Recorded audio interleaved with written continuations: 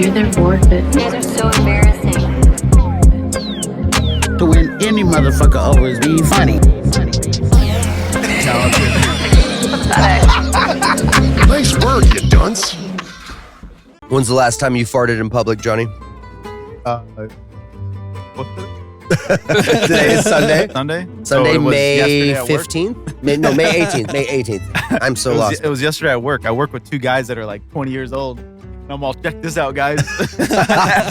So you did like a public rip. Oh, yeah, like, yeah. Just like, hey, guys, I mean, it was just I got us. one It was cooking. just us three in the store. Hey, but yeah. yeah. Yeah, I'm like How the you doing, uncle. man? I'm like the uncle over there. They always call me uncle. You know what's funny is being able to tell that you got one cooking. Oh, yeah. That's when you're able to tell it. You're like, oh, dude, you have. Everybody has that hindsight moment where like, dude, I might have to share this with some people right now.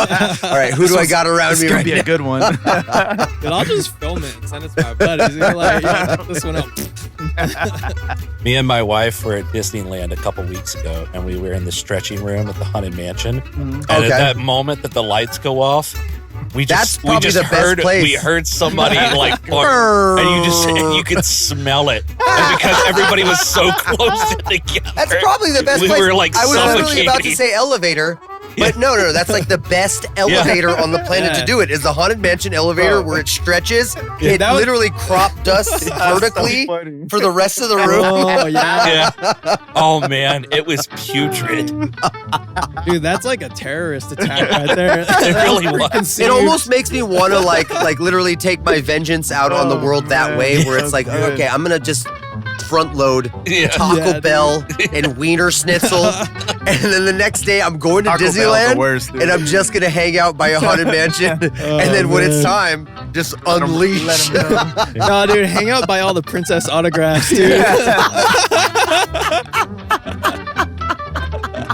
Just Oh, the pictures that they get with the princess, you know, the kids and the princess with like a stink face, like a. Yeah,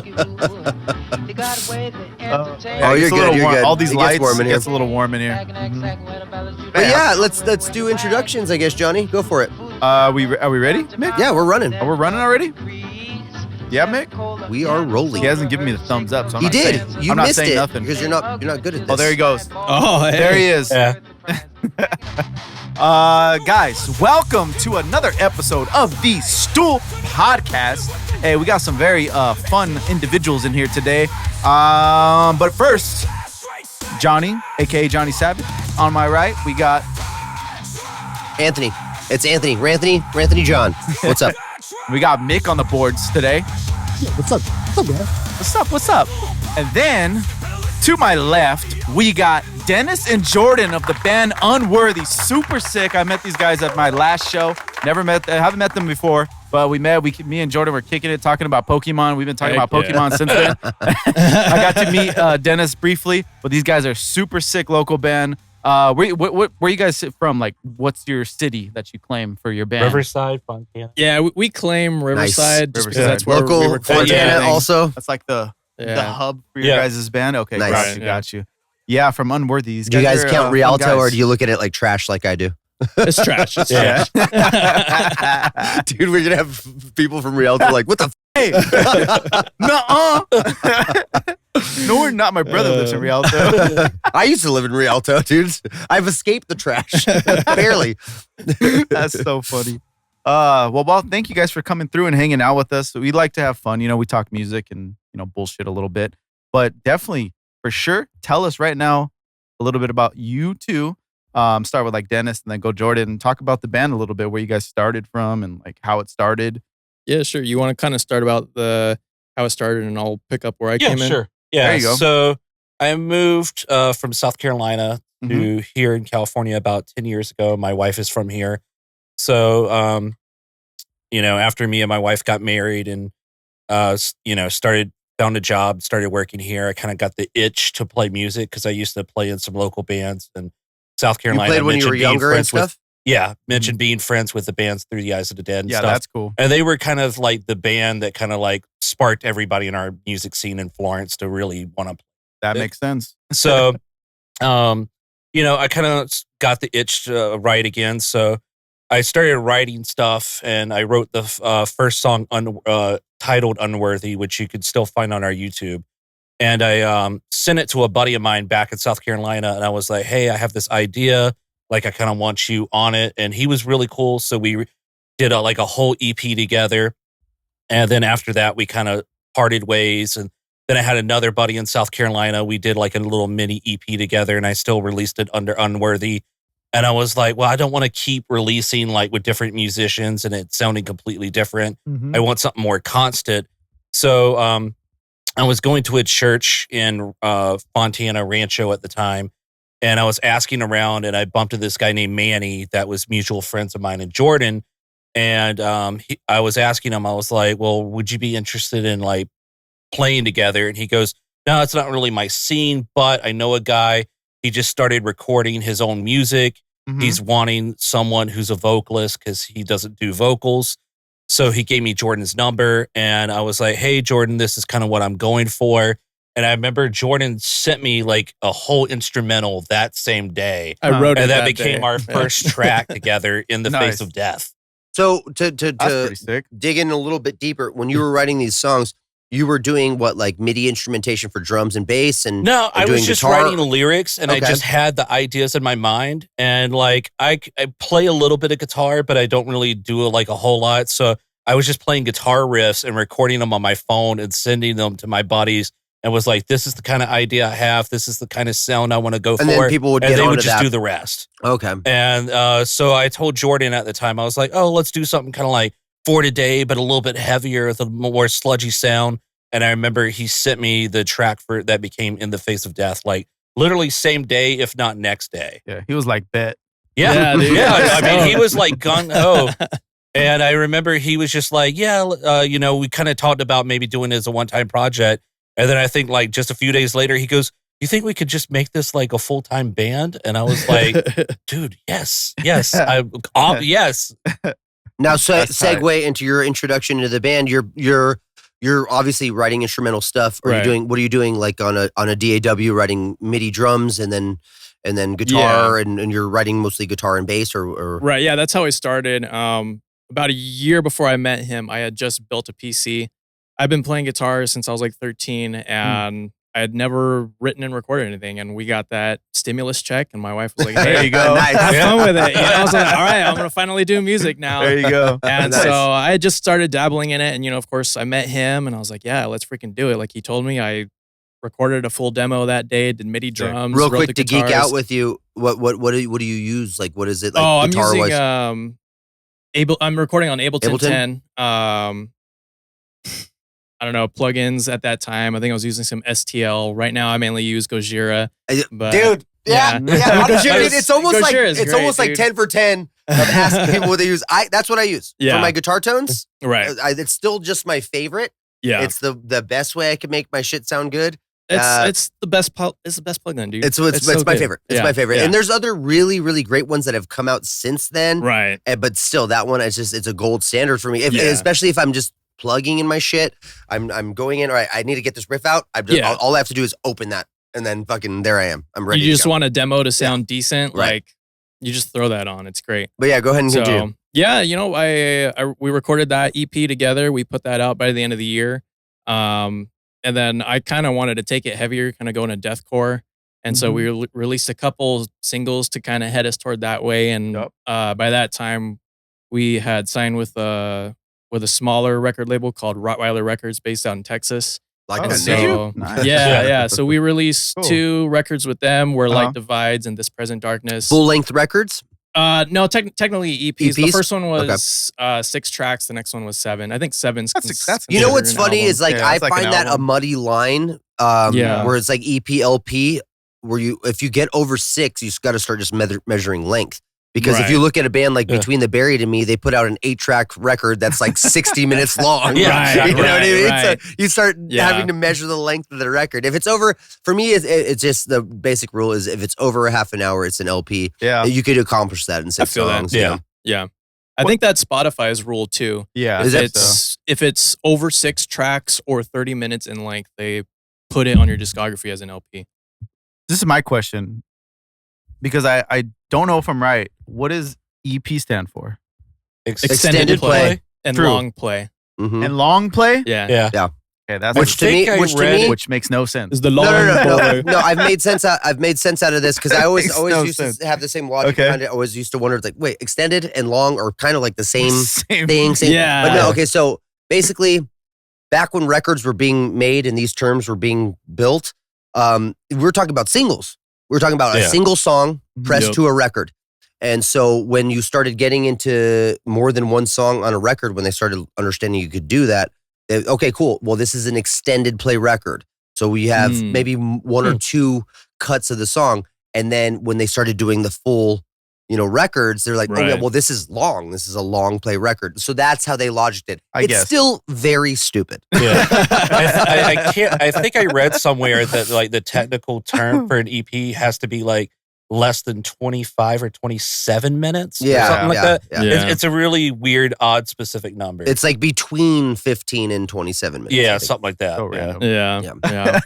Yeah. It's a strange thing for me. It's never made sense. It's one of those things that you could tell that like the guy in charge with the cigar is just like, yeah, just call it that. Everyone's like, Call this one the long boy. they're like, are you sure, boss? He's like, I fucking said call it that. Check. All right, we're calling it that. There you go. So you guys dropped 2 EPs. Right. Yeah. with Technically together, we've dropped 3. Yeah. We've dropped You two. In the Face of Death, Uh-huh. Where Light Divides, and In This This Present Darkness. Yeah. Okay. Sick. Now, all of those I mixed and mastered myself because that's just what I was. Nice. Good. That's what I Very was nice. doing. They sound good.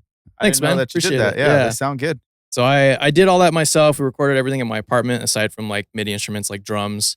Right. So we were just a 2-man studio band for a while until finally we met some guys in the scene and we got Zach on drums. He came from Classic Disaster. They're another local, more like hard rock, metalcore Okay. area band. I played bass with them for a little bit. That's how I met Zach. Got you. And then we got Anthony on bass. He came from another local band called Mists of Gray. I love that dude. Yeah. Yeah. I met that dude. Anthony's awesome. He's a He's got- sweetheart. The greatest energy. Oh, I'll tell yeah. you, he's just got about to say he's got a that. great name. Yeah, got a he's great got- yeah. He has the most infectious energy. No, I was Yeah. like, bro, Yeah. I love this guy. And he's like, let me get your Instagram. I'm like, for sure, dude. Let's freaking talk, dude. That's right. I don't even know why, but let's Yeah. hang out. Dude, he's such a a great phenomenal kid. bass player, but he's also an insane guitar shredder. Oh Yeah. yeah. like, He's a dope bassist. He's Yeah. one of I those. enjoyed his yeah. presence and his stage presence. He- and shit. I think he could just play any instrument he He's wants just to. one of those guys. He's one of those. he's a guys. drummer too. Yeah, Yeah. He's I've the seen guy. him play on drums. I was like, bro, like what can't you do, man? Gosh. There's just those guys Yeah. that you come They're across in life born where with you're it. just like, if I had exactly that, whatever trigger it is in your brain that you have, I would have done so much more with music. yeah, exactly. right. Whatever. Show off. Yeah. Show off, Anthony. No, just So kidding. let's. No, I want to love hear that one of these unworthy songs. I say run it. Let's do it. Yeah, sure. So these 2 that I gave you guys, I did not mix and master. Okay. I finally entered Yeah. a stage. Who did you finally hand the That's the torch way to do it, though. Yeah. Yeah. Talk We about that real quick. got to a point to where we were selling enough merch because being as a studio band and being a Christian metal band, Christian metal has a very large scene online. Yeah. And so we were kind of established our presence there first. And so we've been selling a lot of merch where we're shipping like all over the world, like Australia, New That's Zealand, dope. across Yeah. the US. And so we're like, okay, we got enough income now to where like we could start paying for songs. But it's Mhm. kind of a risk because it's like, okay, we're gonna pay like, $600 for this song, $700. Yeah. But we Yeah. can't go back to me mixing it now because Yeah, because now Yeah. you've It can't upped sound the game. worse. We've Yeah, upped the game. exactly. Right. you Yeah, upped the exactly. game. Yeah. So Yeah. for these songs, we reached out to Iron Audio. He's mixed Last of Our Kind. Okay. They're from around here. He's mixed That's cool. Cultist. He mixed Oh, the okay, new yeah, As yeah. I Lay Dying Yeah. record. As a late dying. Yeah. Yeah. That's sick. Oh, let's get into Crazy. As I Lay So- Dying, man. With the Cultist whole is- thing that they're going through right now, man. Dude, yeah, for Holy real. she. Cultist- Speaking of cultists, Yeah. the song was actually written by Eli. So. Oh, Yeah, sick. he came Oh, from okay. Cultist. He's our other guitarist now. Yeah. Okay. Oh, So So this is the first song. he's jamming not- with you guys, and this is a song that he kind of foundationally. Yes. Yep. Okay. Yeah, so he this is the brought this first demo song to us. exclusively not written by Jordan. Oh wow. Yep. that's sick. So That's why it's so good. no, yeah, it's a different direction, and it just works. Okay. Yeah. Yeah. Yeah. a funny side note. Steven from Cultist is me and him were in a band with him back in the Oh. day. Oh, that's dope. Nice. He was the Heck yeah. shredder guy. He's the shredder. Yeah. Yeah, he's the shit. I love he was Steven. the shit. He's yeah. awesome. Yeah, he was just like he was like 19 and we were all freaking 30. He was our youngest member, and but he's always been good. Now, Cultist, I want to say I know He's my the boy. lead singer. I don't remember the name. Oh, for real? Yeah, I want to say I know him. Like we've talked like in the past because I used to be in Pawn Shatter Dreams, and he would like show up to our shows, and then like he asked there was like a while back when I was working a lot with He Films the Clouds, where he would Those basically guys were so good. they're still so good. Are they still around? Oh yeah, they're still fucking killing They're it. good. I think they have some tumultuousness with their guitar arrangement because I know Mhm. Jeremy was playing guitar for them for the longest time, and they had Jordan in there for a while, and then every picture I see of their shows now, it's neither of those guitarists, so I don't know what's going on. But I love He Films the Clouds, all good dudes, great guys. That's But dope. but yeah, no, I want to say like I watched him like grow from just like a fanboy kid to a member of a local band crazy. that's like now That's huge. awesome. Yeah, Yeah, that's Cultist crazy. is doing great. Yeah, They're doing great. Cultist is super dope. Yeah. We played with them at Frets. That's when I haven't seen Steven in Yeah. so That's when I long. met you. Oh yeah, it was Yeah. that day. Yeah, that's right. That's right. Yeah, that was a fun show. That was a good. Those guys are really, really, really good live. Oh yeah. So we dug a little bit into his like trajectory into getting into music, writing lyrics, and starting that way. How did you start? How did I start music? Yeah, My dad played guitar in bands growing up, and Nice. as a kid growing up, he was a worship pastor, so I was just always had music as a big part of my life. And Right. I remember my friend at a birthday party, he was listening to music. So, what are you listening to? And he threw 94 Hours by As I Lay Dying in my ear. And Yes. my mind How just old? blew up. How old are you? I think I was maybe like 12 or 13. Okay, yeah. Perfect timing. That Perfect was- timing. That was the most incredible thing I ever heard. And I remember going home and being like, Dad, teach me how to play like that. Yeah. Like tune my guitar. He's like, all right, well, you tune my guitar to drop C, That's and I just started crazy. chugging away. I'm like, Hell this yeah. is the greatest. You're like, no So way. guitar was your introductory instrument. yeah. That's where you Yeah. started. You didn't start with like piano younger or anything like that. Nope. Okay. Yeah, it was always guitar. Nice. Saw the Very light cool. of God that day. Yeah. Oh, I did. I did. Changed my life forever, man. I literally spent That's how I 94 felt hours when playing Pending guitar Doom. after that. Yeah, dude. But Yeah, let's check so one of these out, with no? with you instrumentally, then like you said, you write I lyrics. and started stuff. playing guitar, when I was probably 13 or 14. Got it. And I wanted to play in bands, and I played with a few people, but when I got about college age, I started like listening to more that MySpace era deathcore, like Suicide Silence, Yeah, Job for yeah. a Cowboy, and I was like, oh, that sounds cool, and I got a 7-string, and the guys that threw the Eyes of the Dead, they all played 7 strings then too. So like I started like wanting to gravitate toward vocals because of like my favorite band of all time, Zayo. Okay. Yeah. And yeah. like I love that high pitched raspy scream that he has. And I started realizing I was like, oh, I can like duplicate these kind of vocals. And I remember one day I was sitting in the car with one of my friends and I was doing Job for a Cowboy. I think it was either Knee Deep or In 2 Men of a Machine. And he goes, holy crap, you can actually do that. And I was like, Yeah, might as well. I was kind of like, oh, well, you mean like you can't? And he goes, no, I couldn't do that. So I was like, oh, maybe I should start trying vocals. Mhm. And then like, there was a band I was playing guitar for at the time, and I didn't really vibe well on guitar. So then I started doing vocals, and people were like, dude, you're a much better vocalist than you are a guitar player. Yeah. No offense. So that's when I was like, maybe this is what I should be doing instead. Yeah. So that's kind of how I got into vocals after that. Yeah. Yeah. Very cool, man. Honestly, That's how it happens. I personally like I started with singing and tried to get into guitar and Yeah. learning that, and so I've always been like kind of like scatterbrained. You Right. know, I'll jump from guitar to piano to bass. You know, Yeah. and I've just never Mhm. really focused on one thing at a time, and then I ended up being just a vocalist. You know. Yeah. But I think that's a sign of a solid writer is like you don't know the instrument you start on. Yep. You know, Right. you just know Yeah. you want to write music. Yeah. You know what I mean? Right. Yeah, I think that's like Just one kind of of the falls together. All right, so that being said, Let's we check got the out. song armed up. What do you guys think? The live video or the lyric video? Is What the live video up? it's private, but I sent them the link. Oh, Yeah. cool. Yeah, we're gonna post it in like a week. I'm just trying to stretch out. Oh, so it would be an I'm trying to exclusive? stretch out content. Yeah, Yeah. let's do the This live is for- video. This I was Yeah, gonna there's a say, live if it's an video, why not? exclusive. and it's from the show that I played with them. Yeah. Right. Oh yeah, Yes, you let's gotta do involve that. yourself somehow, Johnny. Yeah, you always gotta make it about you. Whoa! You see what this guy does? You see what this guy does? Come on with this janky equipment. All right. We good. All That's right. because I pulled it out. Suicide Mission, right? Yeah. Yes, sir. Yeah, the live video. Live video. It's from which Yes, one? this is You it. guys want to Yeah, give a from little Chain context Reaction. for the meaning of the song, or Oh yeah. Yeah, so this is the first track off of an upcoming record that's based off the book of Jonah from the Bible. okay, Sick. And Nice. so each song is dedicated to a chapter of it. sounds Oh, awesome that's so dope. far, man. I like that. So this is basically the first chapter where God's telling Jonah to go preach to the Ninevites. And he's like, well, if I go preach to them, they're probably going to kill me. Yeah. And he's like, I don't want to do this. So this is basically what that song's about.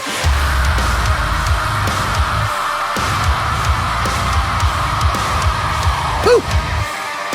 That rips, man.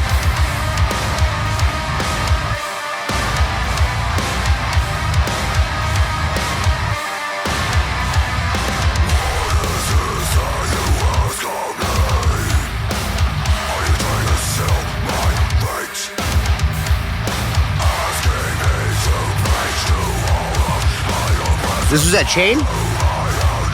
Huh? This is that Chain? Yeah. Yeah. Yeah, Chain. Look at Anthony slapping.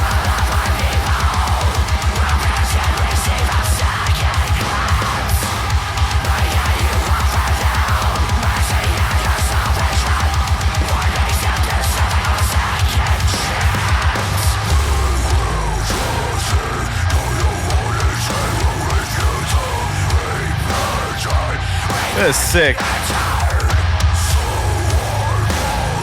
So when you guys write, okay, this is the new guitarist, right? Yeah, This yeah. this is not. When you guys write, do you guys do like a lot of like tempo switching and stuff like that? We have that in a lot of songs, a lot of and a lot of time signature changes too. Right. I write weird, and the rest of the guys get I'm pissed at me all the jealous of time. that. I'm so jealous of They're that. like, natural Jordan, why would you inclination. write this? I'm like, well, I never thought I'd have to play That's it live. I didn't think about it. I was Yeah. just having fun on the computer. Exactly.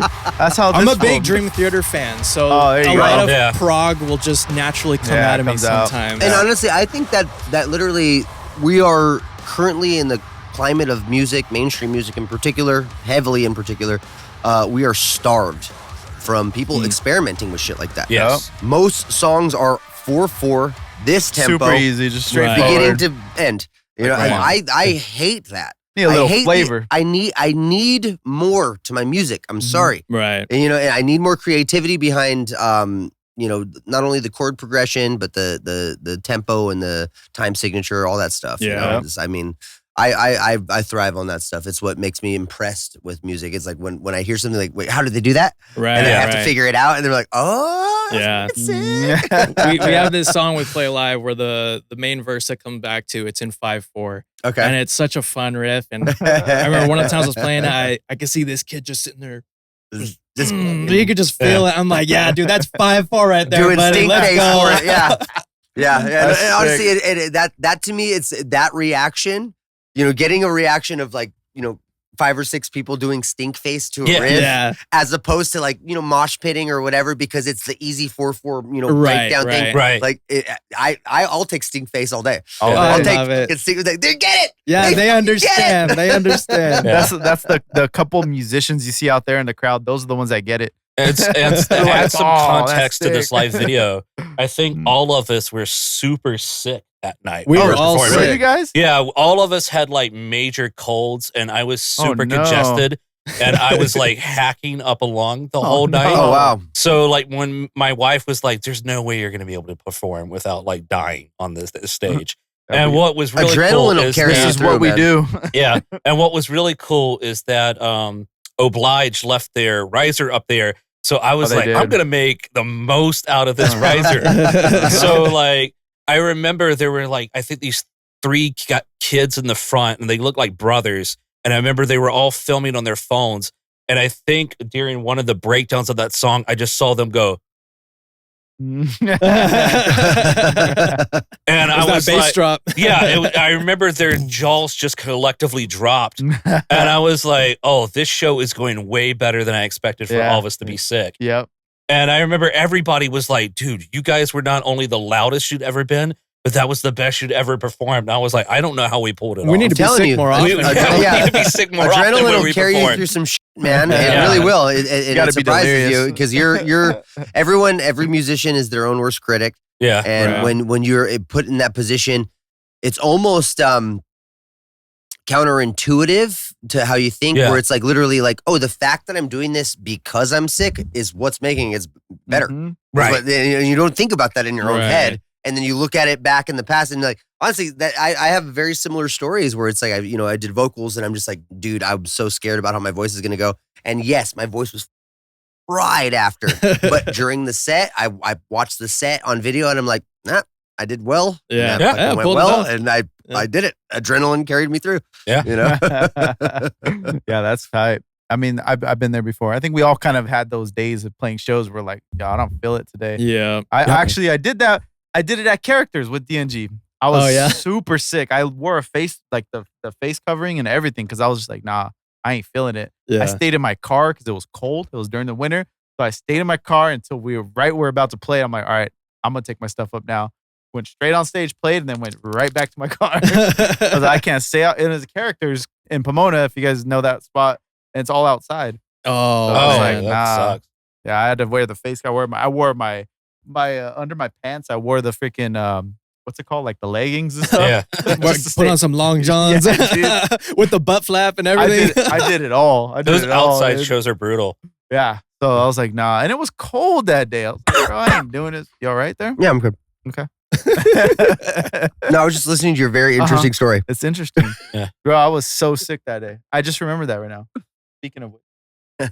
No, I think we've all played a show where we're sick, man. It's never pleasant, but for some reason when you look back on it, you're like, I can't a fun imagine moment. vocalists. That's what I can't imagine that. Yeah, that'd be rough. Yeah. I'd be I like just sit there gagging and on. play. Yeah, front the no, whole well, time. that's the thing is like, I think it was our, like This Present Darkness during the final breakdown. I was gagging, so I was trying to turn around not to show people that I was gagging while doing the vocals. Because I was like, oh, dude, what if I puke right now? Or like, That's tight. metal, bro. Yeah, Yeah. yeah, that's about as metal as it yeah, gets. because I kept Everybody stopping. come to the front. I was like, That's, and I was like, oh God. that's how you get clips, bro. Yeah, it would've been Literally, like you want a Bar, viral dude. video? Yeah, dude. As soon as, Puke. yeah, 'cause as soon as we got off stage, my wife goes, I kept seeing you turn away from the mic. And I was like, yeah, I was gagging when I was trying to do vocals. And I didn't want anybody to hear me gag. I saw JP from Era, the band Era. I don't know Yeah. if you guys are familiar with them. Yeah. He puked on stage. Well, not on Oh, stage. Like shoot. he was like literally, he darted out of the. You know how like there's the unloading door. Yeah, Yeah. You know, they were in the middle of like a breakdown, and it was hot as in there. So I'm sure maybe they were drinking or something, and so I finally caught up with them. I saw him just dart, and then. You see it like in a person, like where it's like it's coming up their Yeah, throat, yeah, and he's yeah. like out the door, and then he goes. He's missing for like 30 seconds. They're playing the rest of the song, a part where he would normally even be singing. Comes back on, rips the rest of the song. Oh, And he's like, "Sorry guys, That's a trooper. I just man. had to fucking throw up. Give me Yeah. a second. It's hot as fuck up here." And all of us, everybody's cheering like, Yeah. "Yeah, it's hot as fuck down here too." You know, Yeah. that's tight. that's the life right there, dude. That's the show life. That's those summer shows, dude. the most like baller thing I ever saw was when I saw Living Sacrifice. It was they played Reject for their final song. Bruce, the vocalist, he jumped while he was playing guitar during the breakdown. He shattered his kneecap, Oh no. Oh, and no. he didn't get up. He no. was just laying on his back, and everybody stops, and he goes, "Oh man, I think I'm gonna have to go to the hospital. I think I just broke my kneecap." And he goes, "But I don't want to like cheap out on the set." And he goes, "Can someone get me like a bar stool or a chair to sit on? And I'll just sit with my guitar in my lap, and we're gonna finish the set." And then we'll take And care of the He business. sits down. Told you, adrenaline, man. The like Yeah. fans pick him up. He sits in the bar stool and he finishes playing. And as soon as they stop, he goes, "Somebody call You 911 guys and hear- get me out of here now." Yeah. So he's being carried out on a Damn. stretcher.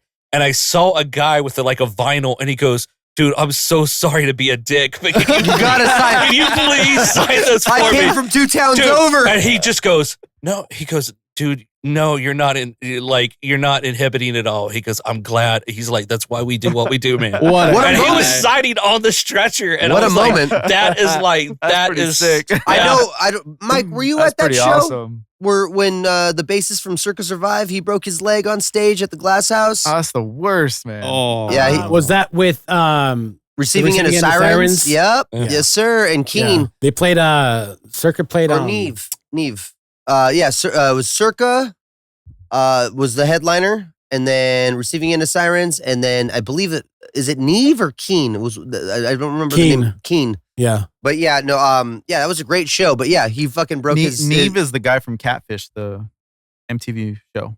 Why do you know that information? I love that show. Remember that show? You're just admitting to being a girl right now. Dude, that show is the best, dude. Honestly, I will tell you, part of me, I have an allowance for trash television like that. I do. It's the best drama. Pat, he'll get me into like 90 Day Fiance, and we'll watch 2 episodes, 3 episodes of that, and it's total trash. It's brain rot, dude. Brain rot. But honestly, it's really fun. Really good.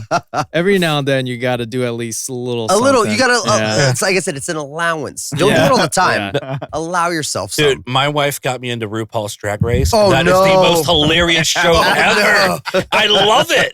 I'm just like, dude, this is the most hilarious thing ever. Because these are grown men dressed as women doing like with the cattiest and pettiest drama between one another.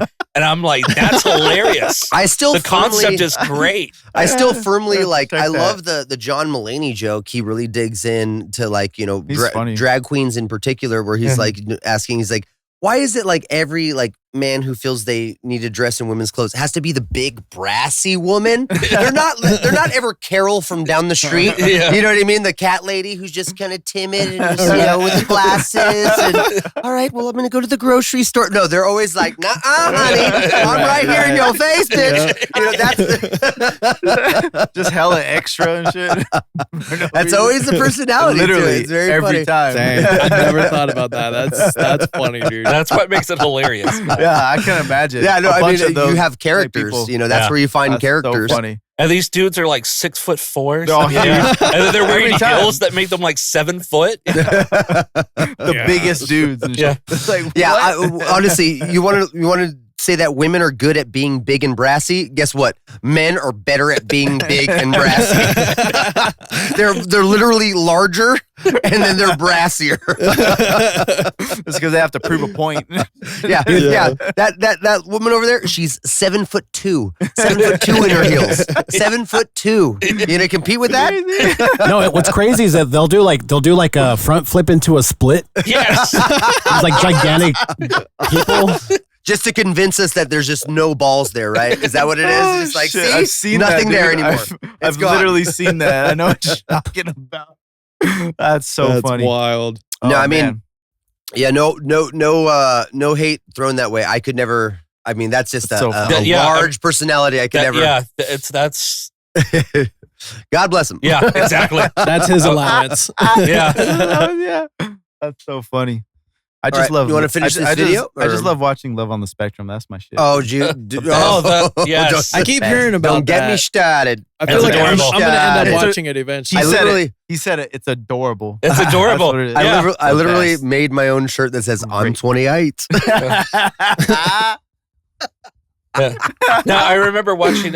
Me and my wife were watching a little bit of it, and there was one where a girl was just like, it's like, I love stuffed animals and I love animals that like eat things with their hands. And I looked at my wife and I go, "That's us. We're just like them." Wait, you're the animals or Yeah, the? no, we love animals that eat with their hands, and we love watching videos of adorable puppies, and that's Yeah, what these yeah. people do. or like raccoons. Yeah, I was about to say It was raccoons are- raccoons. Yeah, the girl was watching videos of raccoons, and Yeah. I looked at my wife and I was like, "That's us." That's what we do. I was like, "Are we autistic too?" That's great. It is a spectrum. Yeah. It is a spectrum. I honestly, Oh, I man. just like fantasize about the idea that I'm somewhere lower than I think I am on that spectrum. Yeah, I think you're much You know what I mean? higher than you think so. Damn it. Damn it.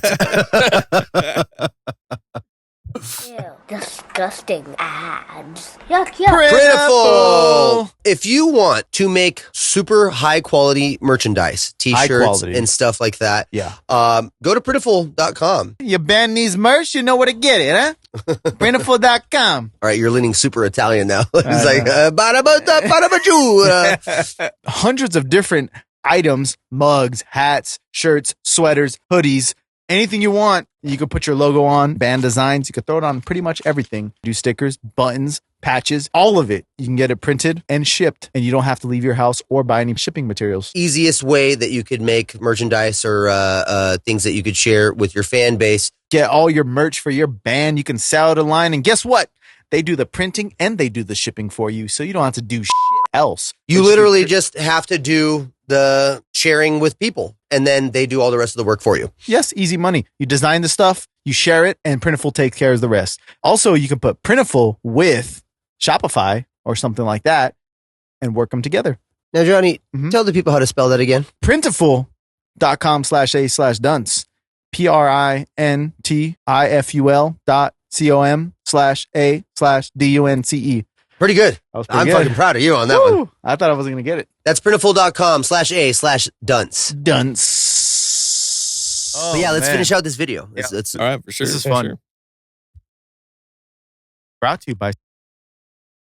Not really, though. I wish. yeah, we're going to have to bleep that. I'll take a red. Oh, are we I doing the lyric video now? I think it got restarted. Uh-oh. This is the lyric video now. Okay. Oh, they got a cover Oh, there for it is. today. Yeah, that's pretty cool. Oh, yeah, let's go back to that.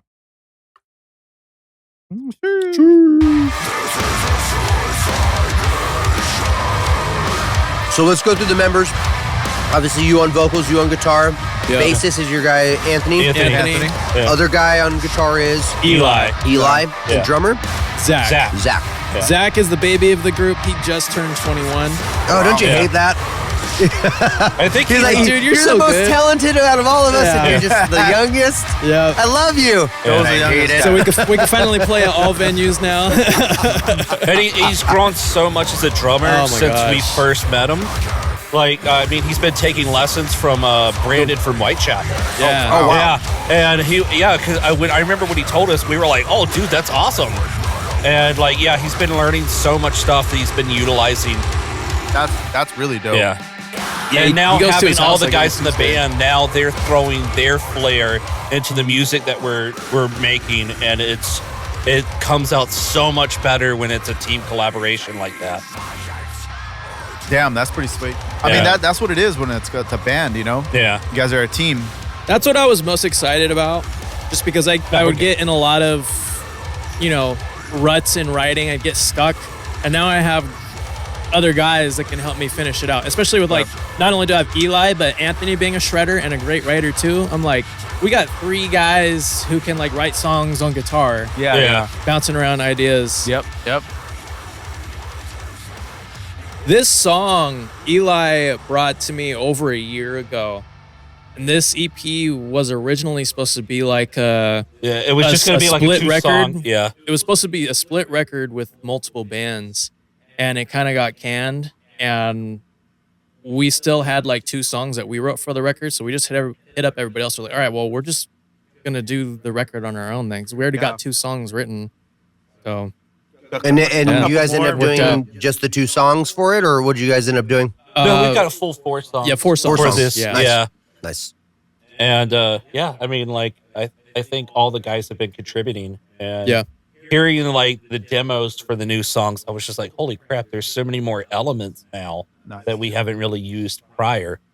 So That's really looking forward to it. Yeah. Right. Are you guys all working on the same DAWs, or you guys work together and just share stems, kind of? Yeah, we're kind of writing demos on our own time, and then we'll send it to each other, and then I'll have them come over to my house, and then we'll kind of hash Track it it there. out, track it out, and then listen to it for a while, see how it sounds, nitpick it, and then fine-tune Finalize it after that. It's Yeah. funny how writing has developed, huh? You know what I mean? Like from the garage days, you know what I mean? Oh, yeah. Like how it used to be. Like if you were in a band, all right, cool, we're writing on the spot. And then if we recorded on, we didn't even have phones back then. You would have to record yeah. it on a computer or something Right. like that. Yeah, just a reel something. And it's changed so much now. It's like, the writing process is more or less like we really get time with Yeah. it. We get time with it. Yeah. And it's like I think that's why we get the quality that we do at this point. Like I feel like if you were to tell me to try to compete with the Doors in that era, or like a band like that in that era, I'm like, no, I wouldn't compete. Yeah. I would not compete. Like Just I different. need I'm the type of musician who relies on the technology to be as good.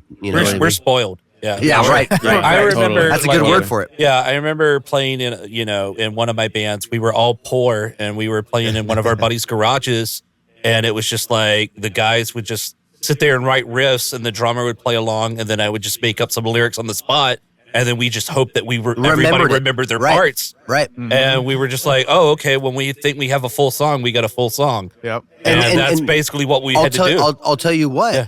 This is almost like a catch-22 to this whole technology thing where it makes you wonder where if you're that good, if you're a band that good, where you did remember, and you remember the arrangement, and you remember the lyrics, and you remember all the parts of the songs individually as a band, doesn't that make the refining process of songwriting a little bit stronger? Yeah. You know what I mean? Yeah. So Yeah, like totally. nowadays, like you said, we're spoiled. You know, where all of us have the potential. Okay, cool. Since I don't have to remember it, my computer remembers it for me. Yeah. You know, we get to write this song. You know, and then like, you know, back in the day, that's one of the things where it's like I really do think I was born in the wrong age. I really wish I got to flourish in that age before technology took over. Right. And I'd see if I could test my mettle as a musician. Yeah. Right, You know? right. Like, do you guys listen to The Chariot at all? Oh, yeah. Yeah, the 68. Like, if I'm oh, not if I'm not mistaken, like they recorded all their albums live in studio. Yes. And I was like, how is that possible? Because of how ridiculously chaotic that music was for those guys to be able just to coordinate and record all their songs live. Lightning in a bottle, man. Don't they got a video like that where like the singer's like walking into the studio and it's all set up? Yeah. And then they just And they're start- just, they yeah, go. it's just them start. just doing the song. Yeah. And it's a live performance of the song. That's- It's- Yeah. Yeah, I he's remember one of the most fascinating musicians in history. They to were me. the craziest live performance So I ever sick. saw. They played at a church in my hometown before they got signed. Yeah. Like there was some kid in my hometown that played in a screamo band, and he was friends with this indie band called Cool Hand Luke, and they were playing like a show together at this church, and the guys at Cool Hand Luke were like, well, we were on tour with the Chariot. It's the lead singer Norma Jean. He just started this new band. Is it cool if we bring them for like the more hardcore kids? Yeah, that's And the coolest. he was like, yeah, I guess so. And I don't know if they told the church or not. And they were playing in this church gym. And I remember Josh was just like, what's up, everybody? We're the Chariot. We're going to play some songs. And he jumps, and it's in a gym. So he grabs the basketball net, and he suspends himself upside down over the stage, screaming as the rest of the band I want to members say run there's like a around. famous video of that. Yeah, isn't it? and they're just throwing their equipment, and people are horrified. And I was like, what is going on here? But I remember talking to all of them, and dude, they were, it was just ridiculous. What's your guys' opinion That's great. on theatricality of performance? You know what I mean? Like, I love it. You love it. I remember getting so much crap once for telling somebody that I thought Between the Buried and Me was boring live because they didn't move around enough. Hey, you don't say that. They're amazing you don't say musicians. Yeah, this dude was like, no, you don't understand. It's about the musicianship. But I was like, I'm seeing them live. I want a show. I don't want guys who just stand there and go. I want to see headbanging. I want to see people getting into it. Because I think to me, that's the best aspect of the music scene is seeing people just lose it live. And you see the emotion on people's faces. Like the first show that we played together, I saw a guy in front of me, like face to face, screaming my lyrics back to me. And I just felt something like a connection. I was like, I am one with this guy now. I love him. Because I was just like, that's what it's all about to me is the live element. Yeah, No matter what stage you're at in like your music career or whatever it is, whether it's a hobby, the second you're on stage, you're an entertainer. Yeah. People paid money to come see you play, and so entertain them. Yeah. Yeah, I agree with the that. best And to me, show. I mean, I'm personally, I'm in the same camp where I wouldn't say I'm like an extremist over performer kind of guy, but I love the movement. I love. right. This guy's lying, dude. I If you think- see him live, you're like, this guy is performing. I think the job of a front man or even a guitarist or whatever is to show the audience how to move to the music. Yes. Yeah. Show them how to do it. Right. Like literally, if there's a part where it's like, all right, here's the drop and we're headbanging. Yes. Right. Your job is to show them how to headbang. Show Right. them when to headbang. Show them when to mosh pit. Show Yeah. them when to, do circle pit. Right. You know what I mean? That's sort of your job. Yeah.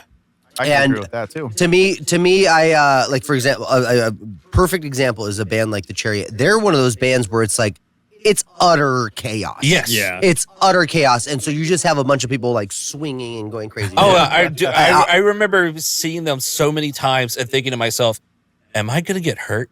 Right. And so, okay, so Yes. this we've talked about this and like kind of bracing and grazing tough guy culture in the scene, basically. So to me, I love energy at a show, right? Yes. So this is the hypocrisy in me, or the kind of contradiction in me, is I love having that energy. I fucking hate tough guy energy at a show. I think that I hate there's a tough guy fine energy. line. The guy who's there to crowd kill. Yeah. Right. You know what I mean? I think, there's. I hate Yeah. that. I think you can That have sucks. energy. How do we eliminate that but still You can have maintain- energy without without hurting people. Without Right. violence. Like I'm like one of those guys. If somebody falls down, pick them up. yeah. Right. Dust them off. Make sure they're okay.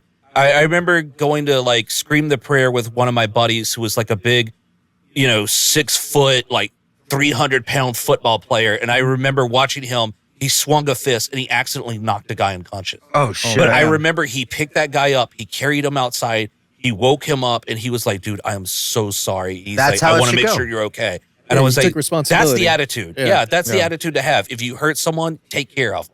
He's like, Like, man, get I'm them out of the pit." Yeah, I'm sorry, man, but you just got knocked the fuck out. yeah. I rember, but he felt so He bad. did He all was that like, effort. Yeah, The he was sweet like, that's guy not my that entire intention. time, and then once he came to, when the guy came to, he did it all for that punchline. Yeah. You just got knocked out. I got it on clip to a world star. Yeah, but Yeah, dude, that's cool though. yeah, I That's how remember am. one of the other craziest things I saw at a show was when me and my wife went to see Zayo at the Chain Reaction. It was when Russell had rejoined the band, and he's known for crazy stage antics. He jumped out during their last song, and I don't think he anticipated the audience not being able to catch him with his guitar. He fell through no. the audience, Oh, broke the headstock off his guitar, ripped all his facial piercings out, and he's just bleeding all over all over the stage, all over his guitar. We Metal. have pictures on like my That's phone metal. somewhere of the blood-covered stage. And my wife goes, "That is the most metal thing That's I've kinda ever metal. seen." She goes, "If more metal shows were like this, I would That's go with metal you." as fuck, dude. And I remember That's seeing nuts. the guitar player Steven from the Chariot I was at a 2-story venue once, and he was in the balcony with us. He climbs up the balcony, walks on the railing, and jumps off the railing That's into the sick. audience. And they caught him, and I was like, "Dude, you could have died." And he goes, "I didn't realize how tall like the building was." And he goes, "Until I was up there," but he goes, "I couldn't chicken out." Yeah, I do it. I already showed people I'm up here. I gotta commit Yeah. to the bit. I think I saw Tuck from Fit for a King do that like a year or so ago. My sister is I'm obsessed terrified of with heights. I Tuck could never do from that. Fit for a King. She has an obsession with that man. Oh yeah, Don't tell her boyfriend. If there's anybody that I have a man crush on, it's Brooke from Impending Doom. I've met him on so many occasions. Yeah, no, he's the best. Yeah, and he's the like nicest one of those guy. guys who remembers you by name. He does. Yeah, because I remember even after I moved from South Carolina, I came to the. We saw them when they recorded "Pay with Bones," the music video, and I remember after the show was over, he was walking through, and I remember there was a crowd of people like walking up to him, and he just points at me and he goes, "Dennis!" And my wife looks at me and she goes, "What?" Yeah. And he runs up and he just gives me a hug and he goes, "Dude, you finally moved to California." And and my wife goes, "How do these people?" No, And I was like, That's a "Yeah, good memory right there. he's just the biggest sweetheart He's ever. the biggest sweetheart. Has the most He darkest, has the most evilest positive voice. energy.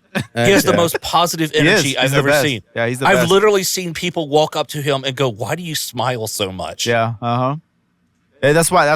I always rep Impending Doom. That's like my all-time favorite local band. Like, and they're not even local anymore. They're pretty big now. Yeah. you know, He's said it several times on the podcast how much Top he loves five. it. Yeah. Oh, Yeah, dude, they top five. changed. They were such a game changer when Oh, they yeah. came out. Yeah. My brother back in the day used to book them. Like a lot of Between shows. them and Suicide That's sick. Silence, I think they were like the biggest influences on deathcore back in the day. Yep. I Suicide agree. Silence They- was Riverside too, or were Yeah. they, Corona. were they considered Corona? Dude. Yeah, I would say yeah. for Southern California, they really did invent a scene. One of my like big- literally, there was a scene built. There's in different parts of the the United States or even the world, however you want to put it. there's certain bands that just do that. Biggest regret of my life. Those are big ones. The first time I ever visited California, I was like 19. And I remember I got off the plane at LAX and I was at baggage claim. And I saw a really tall, skinny dude wearing a wife beater and skinny jeans next to me. And he was covered in tattoos and he had a shaved head. And I was like, that guy looks familiar. And I was like, why do I know that guy? But I was too scared to say anything.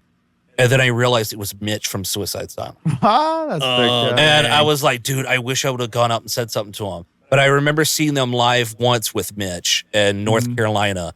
And dude, his energy, like that. Yeah, after that, I was like, that's the guy I want to emulate. Watching them at energy. Bamboozle Left in 2009 is what flipped my whole script on deathcore entirely. I was not a deathcore guy. I was like more like a screamo kid. Right. I love like The Used and Thrice and Shut the Fuck Up. And but they got me really very much into heavy music. I was getting into Born of Osiris and shit like that. Right. But no, they really like that when watching them play live, I was like, nope, I get it now. Yeah. I get it now. I just remember seeing like one of those live videos. I think it was like for Bludgeon to Death or like one of them when they were using the Family Guy samples. I just remember just seeing how erratic his headbanging was and like the crowds. I was like, holy crap, this is what I want to see in a band. But I remember seeing Suicide Silence at Showcase Theater in Corona. Oh, wow, that's awesome. Doing Battle of the Bands. That's crazy. With my brother's band. Oh, that's so awesome. back when Mitch still had like short hair. Yeah. Dude, I remember that. And I was like, these guys man. are nuts.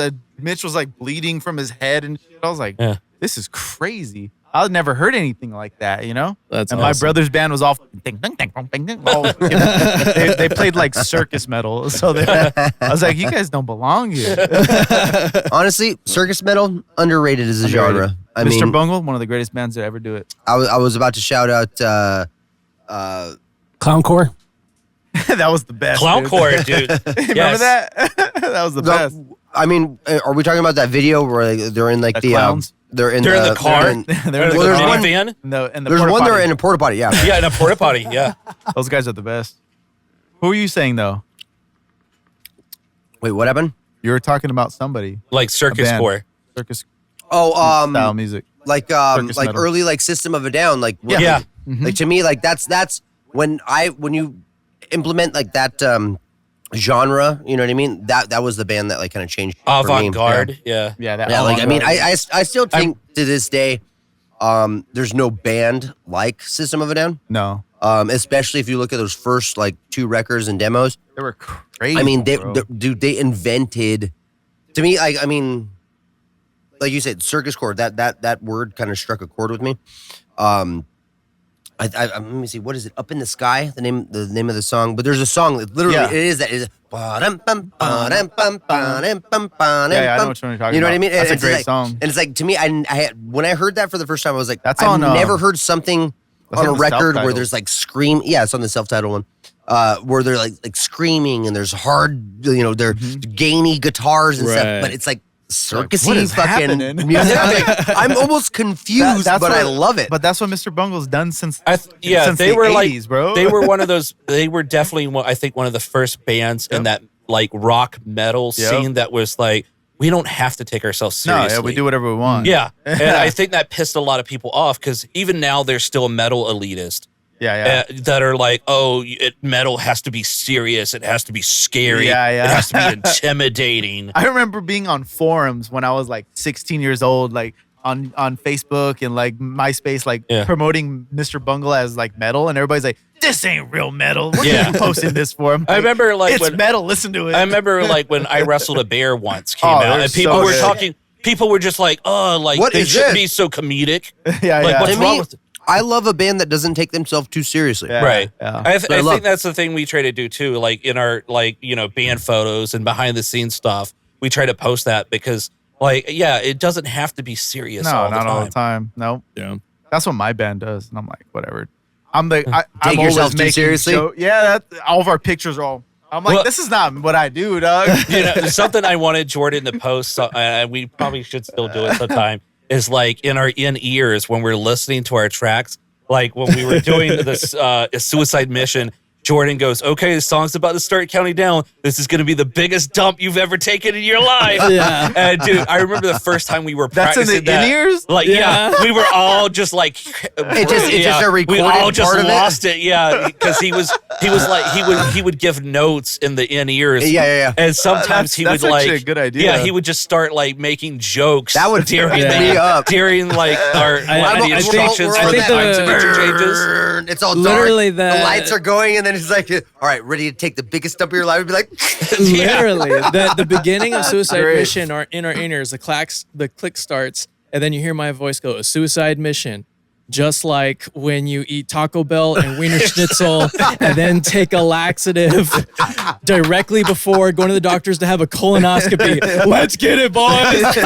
The fact that I use cues in my backtracks. Yeah. I'm taking that. I'm Have using fun. those kind of cues. Yeah. I The love fact that. I could customize. Right. Of Yeah. course, I'm going to start customizing. not? cues. I never even thought about that being an option. You know, and the fact that you don't see us crack live, it was a testament to how many times we've heard that. Now, next time I go to watch you guys live, I'm going to start laughing. So Yeah, I'm like, you'll know when I those know what moments I'm are. listening to. You'll look for it. Their break on their faces for a second. Like, it just hit. No, if you really want to see the antics, you should watch us on Instagram Live. Yeah. I didn't realize they were on Instagram Live the last time we were practicing, and I was in the bathroom because I got sick during while we were practicing, so I had clogged Zach's toilet. And then I come out of the bathroom, and I'm like, Zach, dude, I clogged your toilet. Sorry. And then I look and I see they have the camera set up and they're filming. And I'm like, are you guys live right now? And then I can just so see good. like people Comments. like commenting. Yeah. And I'm like, no. You got to appreciate that happenstance, You man. just see the poop Literally. emoji. Yeah. I think there was so only funny. like 5 people on Instagram Live that knew it. But Yeah. I remember like you sent a video to Anthony since he wasn't at practice. Yeah, it was hilarious. That's Yeah, pretty no, great. I mean, I'm very sensitive right now with clogged toilets. I recently, this week, I've had a very rough couple of weeks. It's been a very crazy couple of weeks. I don't know why. But one of the things that happened to me is the other day, like I've had plumbing issues at my apartment, at my place. And I took a shower the other day. And do you guys shit before you shower? Yes. Before you Yes. Yeah, And I before you used shower. the shower head to bidet myself. Well, I have a bidet. Yeah. Oh, That's the thing. I have a nice. bidet. Nice. So I'm Bidet's set. amazing. But sometimes you do that and you forget to flush beforehand, right? And so I was taking my shower after. I was like, okay, cool. I'll flush the toilet afterwards. I've been having plumbing issues. Never thought I would experience this, but Oops. Real He real unplugged his mic. smooth. real smooth. Yeah. Okay. So so after I'm showering, my shower's kind of getting like clogged up. It's like backed up. So I'm all right. Cool. Done with shower. Let that drain out. I go to flush the toilet. Shit water backing up into the shower. Oh, no. Dude, well, when I grew up in South Carolina, my grandparents that I lived with, we had a septic tank. Oh, So See, yeah. you can't imagine the number of times because we had a septic tank. We had to deal with it. yeah, you had to deal with that. And I remember the house, like I remember it would smell like sulfur. So when my wife would fly back and visit, and we would visit my family, He's my all, wife- hey, real quick. my wife Let would him be match. like, let him match. yeah, I'm like, honey, you be careful when you take a shower. And I remember Shit. she told me, she's like, oh man, when we get back to California, she's like, I am gonna take the longest shower. I'm going to like wash all that stink of sulfur off of me. Because we had hard water. And Yeah. And there were days where I was getting ready to brush my teeth and it would come out yellow. Oh no. Yeah. Oh. I was like, I would sit there and it'd be like orange and yellow. Oh, and I'm no. like, Yeah, no, I have I to mean, wait a few seconds for the water to start turning clear again. Yeah, luckily yeah, right, I have, dude. I You have probably the best, dove right in. I have the best landlords in the world, and they took care of Dude, it. But dude, oh it, man, it built up my immunity though. yeah, there Like you go. anytime, dude, you never see me having to like take a dump after Taco Bell or Wiener Schnitzel. Because I remember my wife, anytime me and my wife go get fast food and she gets sick, she's like, "Why aren't you sick?" And I'm like, "Spent I was years born building up for an this. immunity." That's South Carolina, like that's there- South Carolina. there's like, an building iron up- chamber Yes. inside of this I was like, toilet. there's- but yeah. hold up, dude. Carl's Jr. does something. Carl's weird Jr. too. Yeah, it does. Dude, the times that we've got Carl's Jr. when I'm recording at his place, I have like both times I had to back up his toilet. Yeah. Oh wow! All right. And his plumbing's bad anyway. So I mean, so we're dealing with an ongoing onset issue of him backing up toilets. Yes. It's a common thing with me. Common denominator. Yeah, Dad. you just need to go to Anthony's and Eli's house now. Yeah, I have to go to their house. You have to use less toilet paper, Dennis. Yeah. Well, no, he said he's a bidet guy. Yeah. I don't have a bidet. I honestly, I think it's the most. Honestly, every human on the planet should spend the $60 to invest in a bidet. cheap fucking bidet. I told my girlfriend the same thing. It's a game changer for your life. Just think about this. Think about this, guys. You never have to touch your asshole again. bidet and squatty potty. Oh, the best. That's Squatty the best potty, combination. Team that team together will change your life. I told my It'll girl. change your bowel movements, change your life. I told my girl, I was like, I'm going to get a bidet, because I go to the restroom all on the other side of the house. I'm like, you don't want this. go there. I'm going to get one for this. I was like, we should get one for the bedroom though. Like you would like it. And she's like, no, like that's no. I honestly, I do kind of question it with chicks because the way it feels for me, it's like, like my ball hang, like stop the water splash. But if it's a chick, that's like going straight, you know what I mean? God. Straight into your But shit. I get it. I get why they doubt it. She said she's called it a baguette. A I was like, baguette? all right, come on now. She's like, you want that shooting at you like that? Do you want me man. touching my asshole or just splashing my asshole? Which one? Which one? Pat on it and then we're good. But no, I feel like that's a game changer, dude. Yeah, I it's a mean, game to me, changer. it was a game changer. Like you Super said, game in the changer. shower, if you have the fucking handle, what are you? Let's be honest, as a society, what are you doing with that handle when you really get the chance to do it? You're cleaning yourself effectively. You're cleaning yourself effectively. Dude, all right? I just do I don't have a handle, so I just do like the Rambo when they have to spray him down. Yeah, Just go against the wall, just. I used to do that too before I had all like a shielding removable himself. shower head. All right, go outside. Spread them. Water hose right at the pool. But no, your wife, get me. I need to hose me down. When you're coming home, I'm in the backyard waiting. I'm gonna have to call the neighbor. No, I honestly, I think it's an archaic way to live your life if you're still using toilet paper. I think it's That's what I antiquated say. and it's gone.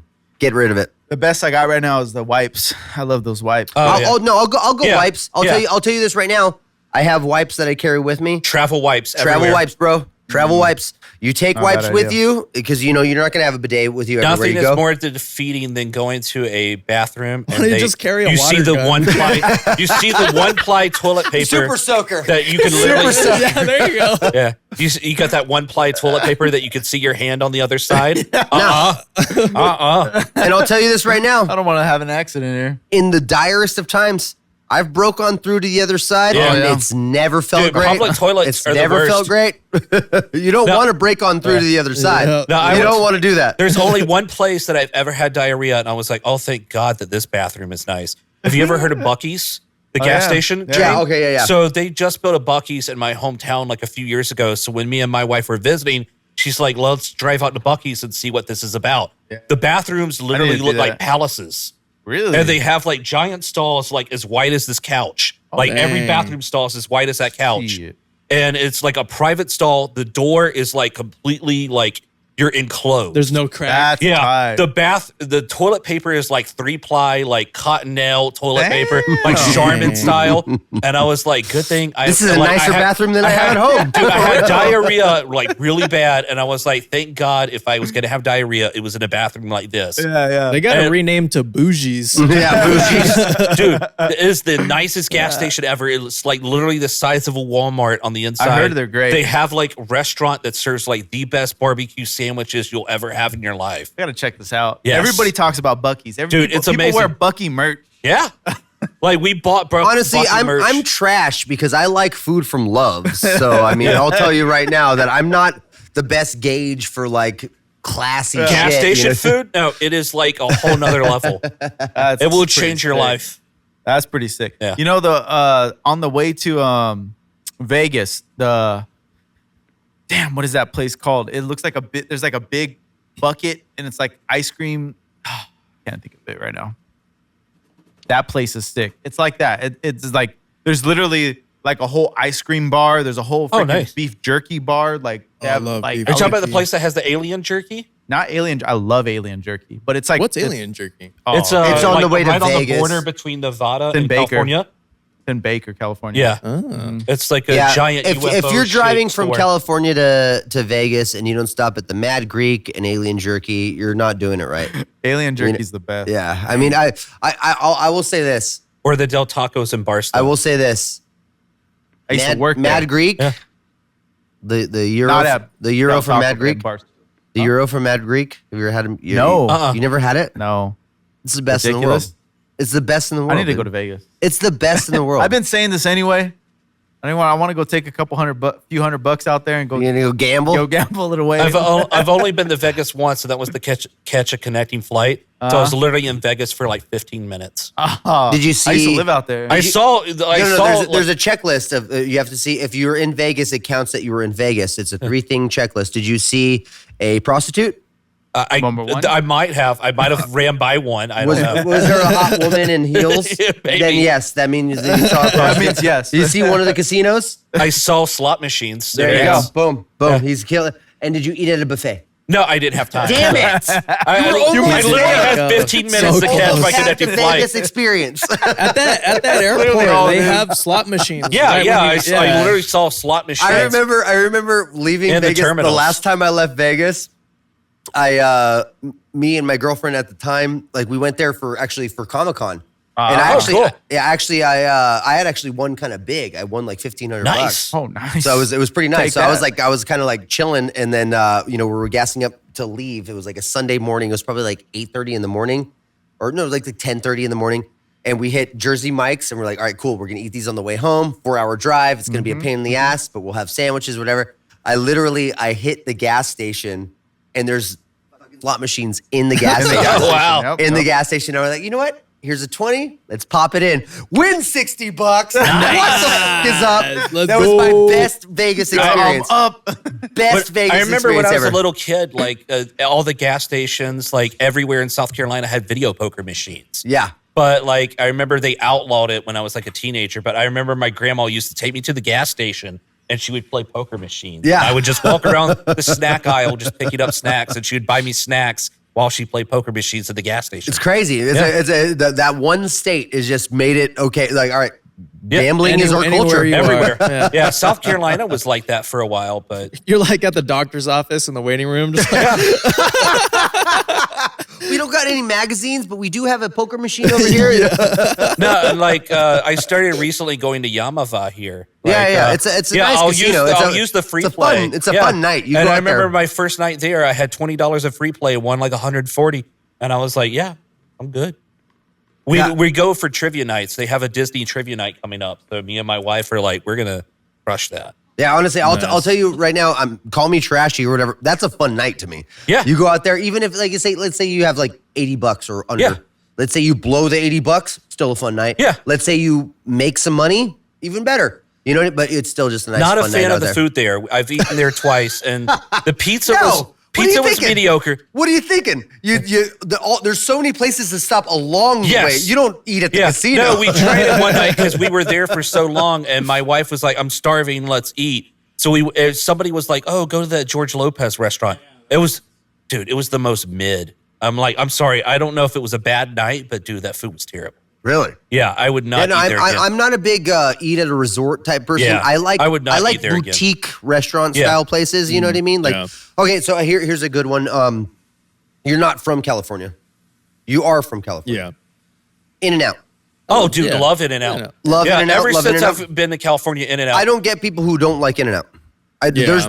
They're out there. People hate Yeah. on In-N-Out fries, but I love In-N-Out fries. It tastes like my grandma used to like cut up potatoes and fry them. It's fresh fries. It's homemade. It's what fresh fries It's taste like. Homemade. It tastes homemade, and like, yeah, I will die on that hill that In-N-Out is probably the greatest fast food burger ever. I never understood We're why. knuckle pounding. We're air pounding. now right there now. are since I've moved here, there are other California burgers I love. I like the Bakers. The Bacon- Habit. Baker's Yeah, I love Bakers. Good. Baker's the is shit. phenomenal. Where else are you gonna get a taco burger? Yeah. I mean, come on. Baker's is awesome. Baker's is phenomenal. Me and my wife, if we don't feel like waiting in line at In-N-Out, we'll go to Baker's. Yeah, That's my little sister's that's her whole philosophy. Yeah. Is like, guess what? I'm going to go to Baker's because I don't have to wait in the line that Exactly. In-N-Out has. Yeah. And And I Farmer never Boys is really understood good why. too. It's just so If you expensive. could afford it, if you it's could so afford expensive. They have like a mini meals now where it's like $9.99 for like a big cheese box, or like $11.99 for a double cheese box. Just a block of I'll cheese. go that. Well, it's like it comes with like a small side of fries and the double cheeseburger and a small drink. So I'm like, I'll Not pay bad, that but much. still, Yeah. back in the day, dude, a double cheeseburger and fries was like $6. You Oh, know, dude. like I mean, I don't want to Yeah. be one of those people like peddling on like oh man, the economy's going to shit or whatever. Yeah. But man, you think about it. You think about it in a logical, just Yep. away from the economy, away from what money means. Is a burger and fries worth $10? Yeah, for dude, real. even more. I mean, like you go to Carl's Jr., you get a double Western bacon combo. You're paying $15. Right, Jr. right. For Carl's Jr. So I remember- But I love expensive. it, so I'm still gonna buy it. I remember one It's night. so good. I'm desperate for meat. Yo, I need Dude, meat. I remember one night, my wife's sister asked me if I'd go to the Carl's Jr. down from where we lived. I got her kids like a kid's meal, and then I got like 2 combos, and it was $47. Nuts. Dude, are you guys old enough to remember 29-cent cheeseburgers at McDonald's? Oh yeah, Yeah. dude. I mean, that would be like literally. I think it was like a Wednesday, Thursday thing, Yes. right? Was it where it was like 29-cent cheeseburgers or hamburgers on Wednesday, Yeah. 39-cent cheeseburgers on Thursday? That would be a thing that my family would like Yeah. hit. We would hit it. Same thing with Del Taco. They Yeah. would do like the like 10 tacos, 10 burritos for whatever. 69-cent tacos? Exactly. Yeah. And yeah, we would hit that for real. And I remember we would feed our family for like $11 My or some shit. favorite like crazy. fast food promotion of all time was, I think I was in like, I think it was when, God, what was the movie? Hercules came out in like the mid-90s. And they I had, can go the distance. Take me with. Yeah. I can find my own. Mike, help me. I could go the distance. Yeah. 49-cent best. Great cheeseburger. song. They had 49-cent song. cheeseburger, 99-cent double cheeseburger, Yes. $1.49 triple cheese. I remember me and my Gosh, cousin man. would have my grandfather stop us by Burger King every day after school for $1.49 triple cheese. What is this? What is this? What? This is CKY. You don't remember this? Remember he did the McDonald's song. This guy? Yeah, Dude, the, do you remember? If you guys remember Wesley Willis, Rock and Roll McDonald's? No. No, he was like this. Schizophrenic musician in the 90s or something. He was like this big black guy, and he would headbutt his fans. And like he had these big scars on his forehead from headbutting From his headbutting fans. fans. But he wrote these weird songs, and they were like stream of This consciousness is kind of thing. immediately a guy that I think should be more famous than Iggy But Pop. he got famous. What is going on? He got famous because they used his song "Rock and Roll McDonald's" in that movie Super Size Me. Okay. And it was just like all he did was play keyboard, and he would just sing, and it was like "Rock and Roll McDonald's, Rock and Roll McDonald's." And he's like, "Don't eat Big Macs, don't make you fat." It was just like these weird random lyrics. If you ever get a chance, look it up. I'm definitely looking this up. Yeah, for there was sure. a dude that I went to college with. He was obsessed with like these weird indie artists, and I remember he showed me that song, and I was like, "Dude, this is the weirdest friggin' thing I've ever seen in my life." That's awesome. This gives me faith in the idea that I can be a musician and definitely do something better than this. Yeah, but the fact that they use that song in like Super Size Me, is a testament to like Yeah. what. Yeah, I guess pressing on gets you. Yeah. Yeah, No, and it's funny, dude, kind of just centralizing back. Let's, bring it back, I guess, to music. When you look at like marketing like that, right? Yeah. All of us as musicians, we are subject to those late nights where you're either eating at a fucking Denny's or you're going to fucking Taco Bell. yes. Taco You know what I Bell, mean? So it's like Denny's, this is Jack part in of the Box. this is part of musician culture to me. Yeah. Is fast food. Yeah. You know what I Yes. mean? I think that it is a part of it. I remember a couple years ago they were doing a thing. Taco Bell was doing a thing where basically if you could prove you're a touring musician and you're on a tour or whatever, they would like give you free food at the end of the night. What? You guys remember that? Oh, damn. No, I You guys don't remember that? that's awesome. Yeah, I think that should be more of a thing. You know what I mean? I'll go on the road, and if you tell me that I'm gonna get a cheesy gordita crunch at the end of the night, I don't even get paid. Right? Crazy. That's payment right there. That's saving me $12. No, I remember I saw pretty sick. I remember that. Seeing something that Impending Doom posted once where they were like, we're eating at a Wendy's right now after a show, and we literally saw Taylor Swift's tour bus pull into the Wendy's. That's crazy. Yeah, they were like, we're eating with Taylor Swift, basically. Now, what are the odds that Taylor Swift actually eats something straight off the menu? That's what I'm thinking. Like, she probably got a salad. She got something where they were. She was like, or just a Frosty. So Taylor Swift is here. We need you to make her like a fucking chicken bacon ranch salad that's not on our menu. She didn't order it herself either. Yeah, some assistant came to the door and was like, "Hey, I'm Taylor Swift's assistant. You have food here. Taylor wants some. Yeah. And we need to make her something special." She didn't get a double stack, dog. No, what's crazy though is my wife showed me something a few weeks ago where it was Lady Gaga, I guess. Oh, you're walking around with a Baconator and shit. Yeah, I can't even picture it in my own brain. Yeah. Taylor with a good sweet and sour dipping sauce and some nuggies. Yeah. I'm not picturing Taylor dipping nuggets. Taylor Swift doesn't dip nuggets. If anything, someone dips Taylor's nuggets and then feeds them to her. Right. No, but what's crazy is my wife showed me an Instagram post a few weeks ago where I get Lady Gaga was like in Los Angeles and she just walks into an In-N-Out randomly in costume and she's just like sitting there waiting for her food. And she's just chilling with a bunch of people. Lady Gaga. And I'm like, but I will say this. Out of all pop musicians today, I think she is the most real artist out there. She's pretty I badass. love her music. I find it a kind of weak move to go in there in costume, though. That's the weird part. Yeah, that's Definitely, the weird part. especially if you're filming She's the whole doing it thing. as an act. If you're filming the whole thing and you're in costume, that's a weird move. I'll tell you this. I mean, I don't want to brag or kind of throw my chops around, but when I was working with Craig Owens from Chiodos, he helped record my band's old EP and stuff. And then when he came out to LA, he knew I was out here, and he asked me he was like, "Hey, I don't know anybody out there with a car.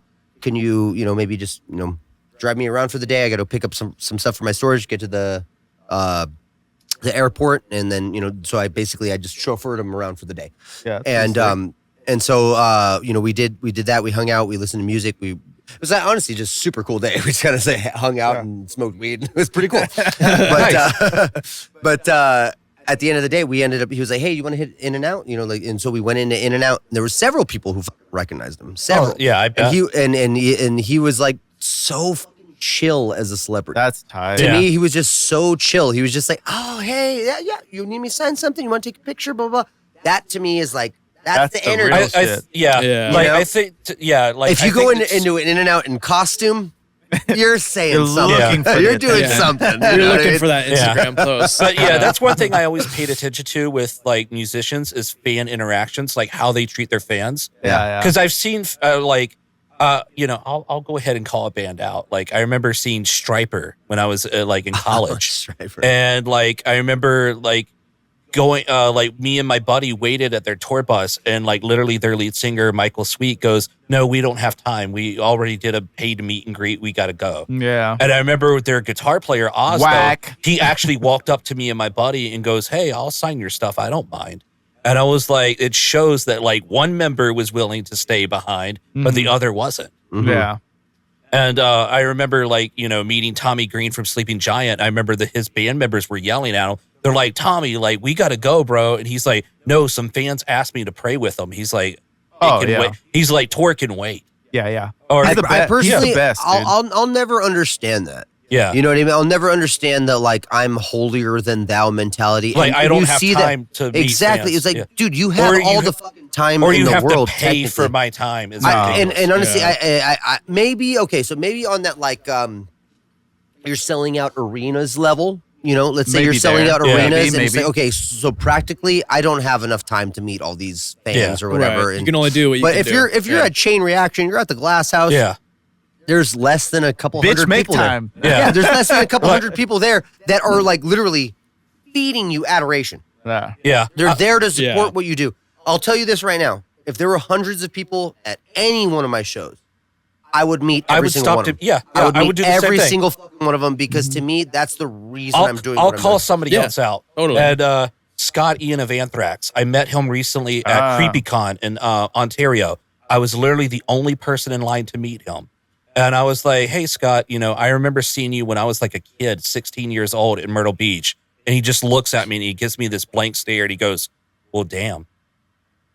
And I was like, can I get a fist bump or something at least? And he just kind of reluctantly gives me a fist bump. And he just looks so pissed off to be there. Mm-hmm. And I was like, dude, you should be happy that you had someone in your line to meet you. Yeah. Like he just had this like permanent scowl the whole time. Mm-hmm. I was like, I don't know if he was having a bad day or something. Well, I mean, you were the only one in this line. Yeah. And if you look at it contextually, I will say that, and that's one reason you don't.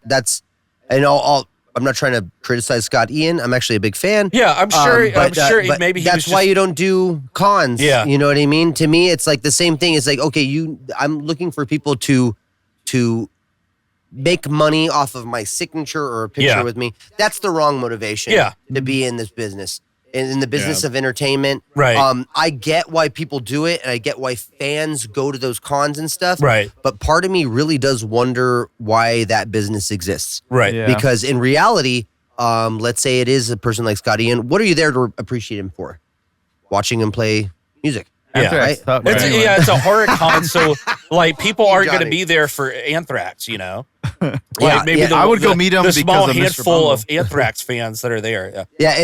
And to speak to that point a little bit is just that like having a person be bitter in front of you, it changes the whole dynamic. Yeah. And in reality, to me, like I said, I think maybe it's because we're people who have always aspired to be bigger as musicians or reach people, have an audience and have people who support what we do. And then watching other people just like squander that and not care about it. You know what I mean? Like it's kind of a thing where we're like, no, like fuck you, dude. Like if I was in your position, I'd be all smiles. Yeah. Right. You know what I mean? Yeah. Right. The coolest band I ever met was a Norwegian death metal band called Xtal. Okay. And this was when they were playing it was like one of their last albums. They switched them all alternative prog rock, and they weren't getting a whole lot of press on tour. So they were having a really tough time. And I remember seeing them with some buddies, and I saw their guitar player walking around. I was like, hey, are you the guitar player from Xtal? And he grabs me, and he's shaking me excitedly. He goes, you are an American fan of Xtal? And I was like, yeah. And he goes, did you bring friends to see Xtal tonight? And I was like, yeah, I did actually. They're over there. Hell yeah. And he goes, do you want to come out to Van and hang out with all of Hell Xtal? yeah. And I was like, That's are you serious? And I remember he grabs me by the hand and he drags me outside to this giant RV. And he's screaming. He's like, guys, American fan. And they all jump. They all like come out. And they're all like, American fan. And they're all hugging me and they're taking pictures. And I never seen a band who was more excited to meet their fans. And that's what you want. And they were just awesome. They were so sweet. And they were just asking all their fans that are like, how's the weather in America? Is it normally like this? And they were, talking about Norwegian culture versus American culture. And they were just, the sweetest, most appreciative guys I've ever met. Awesome. And that's what you want from a band experience. I could name, bands in the past that were like Four Years Strong is one that I would say that I went to an Enter Shikari show to see Enter Shikari, and 4 Years Strong was opening up for them. And they did it. This was kind of an arrogant move, but they did the thing where everyone was waiting outside of the venue along the line, waiting to get in, and they walk, and everyone's like, "Oh, it's 4 Years Strong." But they fucking were like, "Oh, anybody who noticed us, hey, you want a picture? Hey, you want a signature?" Not to make money, not to sell merch, nothing. Right. Literally to make a relationship with your fans. Yeah. That's the reason you're there, bro. And each person they did that with, they're gonna remember that the rest of their life. Exactly. I do. The moment, that was I like met 2008. that band. I fucking remember when that happened. Yeah. You know what I mean? And so it's like, that's a big deal. That's like a big part of the whole exchange is if you want to be in a band, you need to learn that part of the sacrificial nature of it is that you're going to be publicly recognized, and how you choose to handle that is going to determine how fans perceive you. And if you want to have a good perception, not only even that as a motivation, if you want to be a good fucking person, then fucking just be nice to the people who support you. Very simple. Very simple. Not that hard. So all these people with the egos, Speaking of which, I'm going to read my statement to Ronnie right now. No, we'll wrap on that. I think we're wrapping up here. We're pretty close to the end here. So let's start with plugs from you guys. Awesome. Yes. Yeah. Let's tell the camera, tell the people where they can find you, what to listen for, what's coming up next for UnWorthy. And yeah, go ahead and do that right now. The camera's right there. Sure. Social medias, anything where you can find anything. Individually and the band. We're basically on every social media, Instagram, Facebook, UnWorthy Band. Yeah, unworthyband.ca on Instagram. Same thing for Facebook if you use the URL, unworthyband.ca. Okay. Same for TikTok. I like that you say URL. I feel like I'm one of the only people who says URL. Hold on. Everyone says URL. No, it's an URL. It's an URL. While we're plugging stuff, I'm sorry. Yeah, of course. My wife's little brother asked me if I could plug him. Yeah. The Tone Garden, he fixes and repairs guitars. He does. What? So if you know anybody that needs we'll put a link in the description. The Tone Garden on Instagram. Okay. Tone Garden on Instagram. Hell Check that out, guys. Yeah, he works for He works Fender. out of Southern California? He works for Fender in San Bernardino. He does all the guitar setups before they ship them out. So he inspects all the guitars. So now he wants to help anybody he knows if they have a guitar that needs repairing. I'm going to be getting details from you directly right after the podcast. That's exactly what I was thinking. I'm going to need his number. Hell yeah. We'll try to put a actual like a link to that in the description. He's a shredder too. Like I could do any guitar, stringed instrument, he just kills it. Hell yeah. Anything else, guys? Jordan? No, I mean that's all our tags, and then just keep looking out for new music. We're gonna be releasing a bunch of music. Any shows coming up? Well, this Friday. I don't know when this is dropping. This will drop on Thursday, Friday. All right. Well, we got Friday, May 23rd. We're actually playing with your band, DMG. Oh, you guys are on that show too? Yeah. Oh, yeah. So we're playing with you guys. So we got some more hangs. It's gonna be Corona. DBZ and Corona. Oh, the DBZ. Then, I haven't been there yet. I want to go. It's rad. I've not been there yet. It's a cool spot. Yeah, my homie's the one that runs it. I want to get him on the pod. Yeah. And then Chain Reaction again on June 26th. June 26th. Playing with Bloodlines, Confession of a Traitor. So May 23rd, June 26th. Yeah. Yep. Okay. Sick. Awesome. Anything on Victorville? Yeah, June 1st in Victorville. Okay, so May 23rd, June 1st, Victorville. June 26th. There you go. Yeah. Hell yeah. Hell yeah. All right, we'll post those dates in there. And Johnny, if you guys got flyers, send me flyers. Yeah, we'll do. For sure do. Yeah.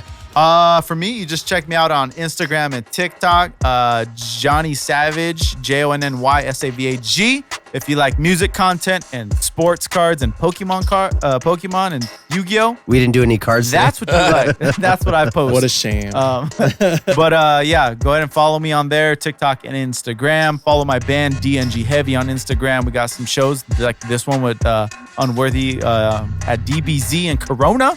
That is on the 23rd, so make sure you come out. And then I think that's pretty much it. Oh, Dunce. Follow Dunce, my other project here with Mick. Make sure you follow that. We got some more music coming out.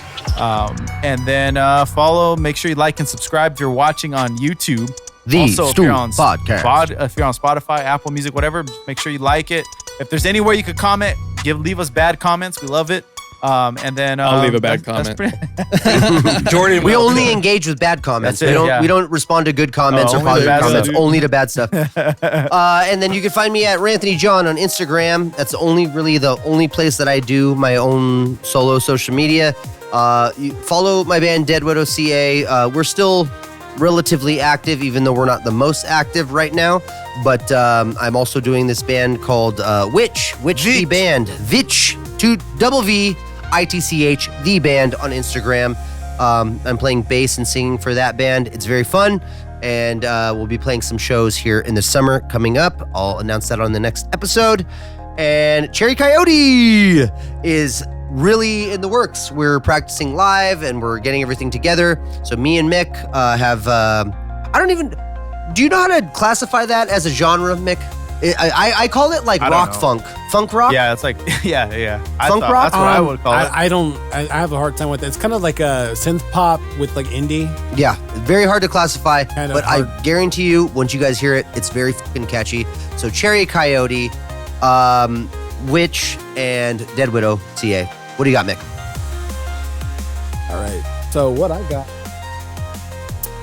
Cherry Coyote. There he is. Once again. Yeah, Cherry Coyote. Double plug. I just kind of keep it flowing. So yeah, Cherry Coyote. I'm with this guy. He's playing bass. We're getting stuff set up. We're in the middle of getting these tracks all sorted out, so you'll be hearing more about it soon. Yeah, you can check me out, Mickstradamus. I am in The Dunce. Go ahead and check out The Dunce. We have links in the description below. Make sure to hit that like and subscribe right now. Do it right now, please. Do it. Hell yeah. Like and subscribe. Hit that bell icon. Helps us a lot. Gives us a share. Show someone something kind of crazy if you like it. And yeah, you can find me on Instagram at no mix given. You can find me there. Go and do that, and I'll talk to you guys some other time. This has been The Stool Podcast. Thee Stool Podcast. Thank you guys for watching. We love you. Thank Dennis and Jordan for being on our Thank you guys panel for here coming Thanks, today. guys, for Yeah, having us. That was appreciate a lot it. of Thank fun. you. We love you guys.